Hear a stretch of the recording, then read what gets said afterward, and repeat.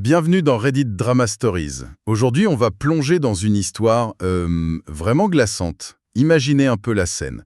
On construit une vie, on fonde une famille, on pense former un front uni face au monde, et un jour, bam, on réalise avec une clarté brutale qu'on est devenu la troisième roue du carrosse. C'est un sentiment terrible. Ouais, et le pire dans cette prise de conscience, c'est que cette marginalisation ne vient même pas de l'extérieur, elle se produit à l'intérieur même de son propre mariage. C'est une situation qui fait vraiment froid dans le dos. Habituellement, quand on analyse les crises conjugales, le regard se tourne vers des conflits très évidents. Ouais, genre des infidélités. De ça, des infidélités passionnelles, des mensonges financiers, les trahisons classiques, quoi. Mais l'histoire sur laquelle on se penche aujourd'hui relève d'une dynamique bien plus insidieuse. On parle d'une dévotion absolue, presque fanatique, dirigée vers une tierce personne. Et tout ça sous le couvert des bonnes intentions et des obligations familiales. Et les sources qu'on a pour cette analyse, c'est une véritable saga en ligne qui s'est étalée sur 8 mois, entre août 2022 et avril 2023. Un témoignage très précis, oui. Grave. Le mari a documenté, étape par étape, sa lente descente aux enfers psychologiques. Notre mission aujourd'hui, c'est de comprendre cette mécanique de destruction toxique. Et le parasite au centre de ce mariage, c'est pas un ex-amant qui refait surface. C'est la belle-sœur. La femme du frère de l'épouse. Exactement. Qui se trouve être aussi sa meilleure amie. Ok, décortiquons ça, parce que la mécanique à l'œuvre ici est fascinante de noirceur. Je suis tout à fait d'accord. Ce qui est fascinant ici, c'est que nous n'observons pas un simple drame domestique. C'est une étude clinique sur la façon dont la culpabilité intériorisée peut tout détruire. Ouais, un besoin viscéral de validation. Absolument. C'est l'histoire d'une personne qui choisit volontairement de démolir son propre foyer, juste pour maintenir une illusion de perfection dans le regard de quelqu'un d'autre. Bah justement, le point de bascule se produit en août 2022. La scène se déroule pendant l'anniversaire du neveu du narrateur. Et c'est la belle-sœur qui organise, j'imagine. C'est elle. Donc, pour l'épouse de notre narrateur, la pression est à son comble. Il faut que tout soit irréprochable pour pas froisser la maîtresse de maison. L'angoisse de la perfection. Totalement. L'ambiance bat son plein et on sait tous à quel point les fêtes d'enfants peuvent être chaotiques. La fille du narrateur, qui a 3 ans, vient de voir son ballon éclater. Oh non. Ouais, elle pleure, elle cherche du réconfort. Et là, un garçon plus grand, de 5 ou 6 ans, déboule en courant et la renverse violemment. Aïe! À cet âge-là, ça pardonne pas. La petite hurle et le père, instinctivement, il la prend dans ses bras pour la consoler et la protéger. C'est une réaction viscérale et parfaitement saine. C'est l'instinct parental primaire. L'enfant est en détresse, le parent fait bouclier. Je suis toujours frappée par la force de ce réflexe. Ouais, mais écoute bien la réaction de la mère. Au lieu de s'inquiéter pour sa fille de 3 ans qui est par terre, elle tente immédiatement de minimiser l'incident. Pour étouffer le drame devant les invités. C'est ça. Elle lâche un truc du genre « Oh, faut qu'elle regarde où elle marche ».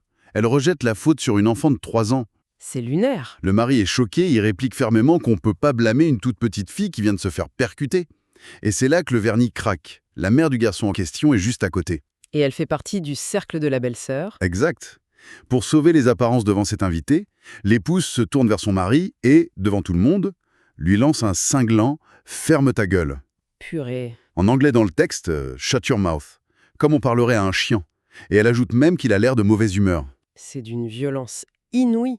Dire ferme ta gueule à son partenaire en public, c'est plus de la dispute. C'est de l'humiliation calculée pour marquer son territoire social. Franchement, ça me fait penser au syndrome de la grenouille qui cuit à petit feu. C'était sûrement pas le premier incident lié à cette belle-sœur, mais c'est le moment où l'eau se met soudainement à bouillir en public. C'est une excellente analogie. L'épouse fait un choix glaçant. Elle sacrifie littéralement l'unité familiale. Elle préfère préserver l'écosystème social de sa belle-sœur au détriment de la détresse de sa propre fille. Et de la dignité de son mari. Oui, il est relégué au dernier plan. Cette humiliation publique, c'est l'électrochoc qui pousse le mari à agir. Il en peut plus. Il contacte un avocat spécialisé pour divorcer. Une réaction très rationnelle pour le coup. Ouais, mais la loi va lui mettre des bâtons dans les roues. En fait, ils vivent en Écosse, et le droit écossais est particulier. Ah oui, les délais peuvent être très longs. C'est le problème. Un divorce unilatéral, ça peut prendre plus d'1 an. Le seul moyen d'aller vite, si les deux parties s'accordent sur un, je cite, comportement déraisonnable. Donc il est coincé. Il a besoin de la coopération de la personne qu'il veut quitter. C'est un piège juridique. Exactement. Alors il y va franco. Il dépose des tracts de divorce, fraîchement imprimés, directement sur la table devant sa femme. Ouch! La confrontation physique avec le papier. Ouais. Et il l'accuse carrément de le traiter comme une troisième roue du carrosse. Et face à ces bouts de papier, la femme fait une vraie crise de panique. L'impact psychologique du papier imprimé est redoutable. C'est tangible, ça rend la séparation bien réelle. Et là, au milieu des larmes, le mari pose la question qui tue. Est-ce que tu es secrètement amoureuse de ta belle-sœur? Une question légitime, vu le niveau de dévotion. C'est là que ça devient vraiment intéressant. La femme s'effondre et avoue un secret. C'est pas une liaison en cours, c'est un baiser. Un seul baiser échangé lors d'une soirée très arrosée à la fin du lycée. Attends, au lycée? Ouais. Et pour éviter que ce secret crée un malaise dans la famille de son frère, elle s'est pliée en 4 pendant des années pour cette fameuse belle-sœur. C'est complètement disproportionné. Mais grave, je veux dire, un simple baiser de lycée, comment ça peut justifier de détruire son propre mariage des années plus tard? La belle-sœur faisait du chantage ou quoi? Eh bien, d'après les sources du mari, non. Pas du tout. La belle-sœur n'a jamais menacé de révéler quoi que ce soit. C'est fou, donc c'est juste dans sa tête. C'est le concept même de la culpabilité auto-infligée. L'épouse a intériorisé une dette qui est totalement imaginaire.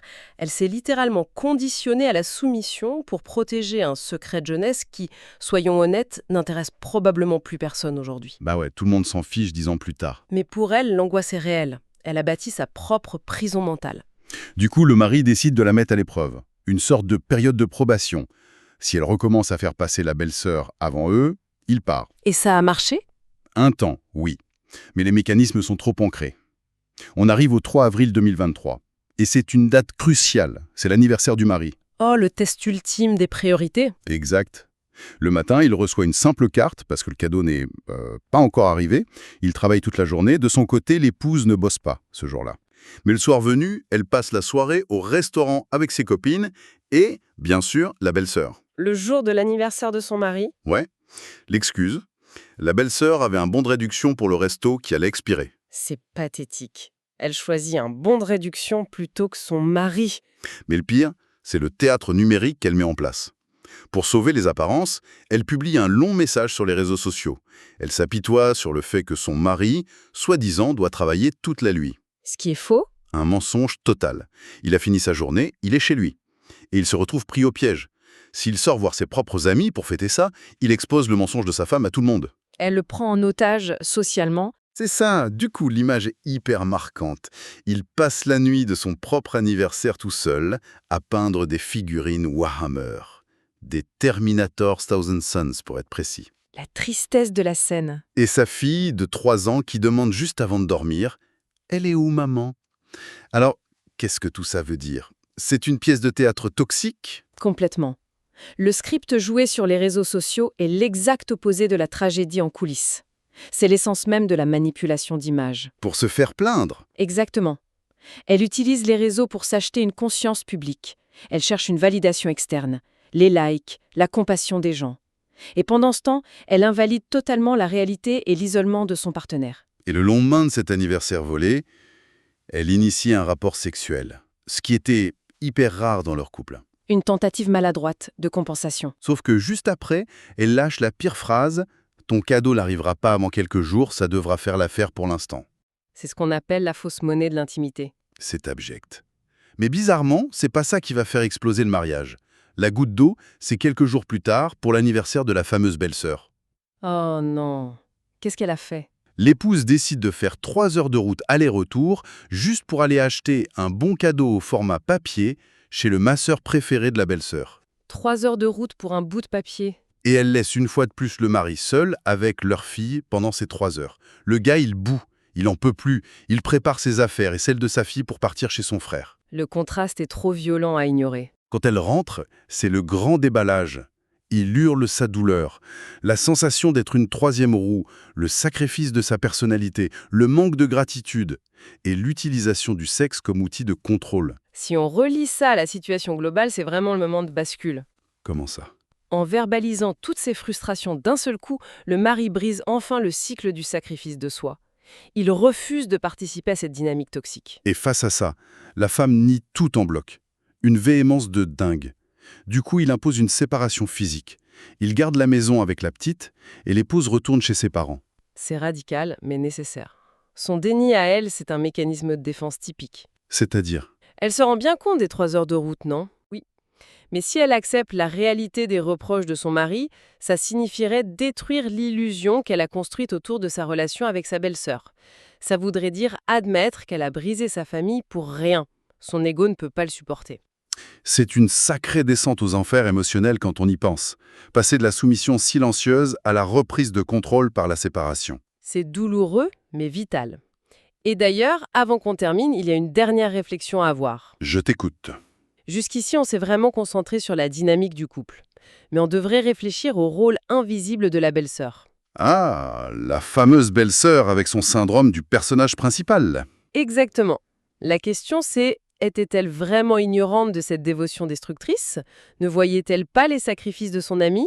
Ou profitait-elle silencieusement de son pouvoir de nuisance? C'est vrai que c'est hyper pervers, ne rien demander explicitement mais se laisser servir comme une reine. Voilà, ça pose une vraie réflexion sur la responsabilité de ceux qui bénéficient passivement des dynamiques toxiques autour d'eux, la complicité silencieuse. Une pensée vertigineuse pour clôturer cette analyse. C'est le genre de détail qui change toute la perspective de l'histoire. Merci pour cet éclairage. Avec plaisir, c'est un cas vraiment riche en leçons. Et pour vous qui nous écoutez, si le podcast vous a plu, n'hésitez pas à liker, vous abonner et partager pour écouter de nouveaux podcasts sur Reddit Drama Stories.